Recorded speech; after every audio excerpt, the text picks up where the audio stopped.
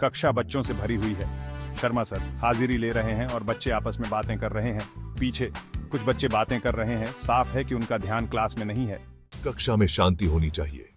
जो ध्यान नहीं दे रहे हैं, मैं उनके नाम भी ले सकता हूँ। आखिरी बेंच पर बैठे रवि, मोहित और सुमन अभी भी बातें कर रहे हैं। रवि, मोहित, सुमन, क्या तुम लोग मुझसे ज्यादा ही बुद्धिमान हो? क्या तुम लोग ध्यान नहीं देना चाहते? अरे यार, टीचर को बस बात बात पे गुस्सा आता है। हम तो वैसे भी पास हो जाते हैं, कुछ करने की जरूरत नहीं।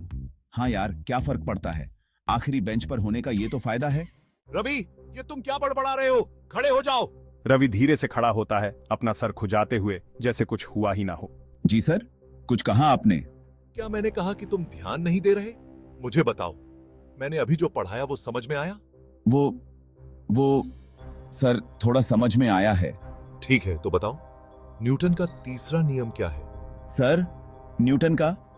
सर, वो कल की बात है। आज हम किसी और टॉपिक पर है ना। पूरी कक्षा हंसने लगती है। शांति। रवि, ये मजाक नहीं है, ये तुम्हारा भविष्य है। आखिरी बेंच पर बैठने का मतलब ये नहीं कि तुम पढ़ाई से भाग सकते हो। विस्परिंग टू मोहित, यार अब तो फंस गए। सुमन, तुम भी खड़ी हो जाओ। सुमन स्टैंड्स अप रिलक्टेंटली। तुम लोग सोचते हो कि सिर्फ बैक बेंचर हो और टीचर को कुछ पता नहीं चलेगा, लेकिन एक बात समझ लो, मेहनत से ही सफलता मिलती है। आखिरी बेंच पर बैठना कोई समस्या नहीं है, समस्या है तुम्हारा रवैया। Trying to be funny. Sir, हम तो क्लास के बैकबोन हैं। Smiling slightly. बैकबोन हो या बैक बेंचर, याद रखना कि मेहनत के बिना कुछ हासिल नहीं होता। तुम्हारे अंदर बहुत क्षमता है, बस उसे सही दिशा में लगाओ। लेकिन सर, हमें सब कुछ इतना बोरिंग लगता है। अंडरस्टैंडिंग, मैं समझता हूँ, लेकिन अगर तुम अपनी पढ़ाई को थोड़ा ध्यान से और सही तरीके से समझने की कोशिश करोगे तो ये उतनी बोरिंग नहीं लगेगी।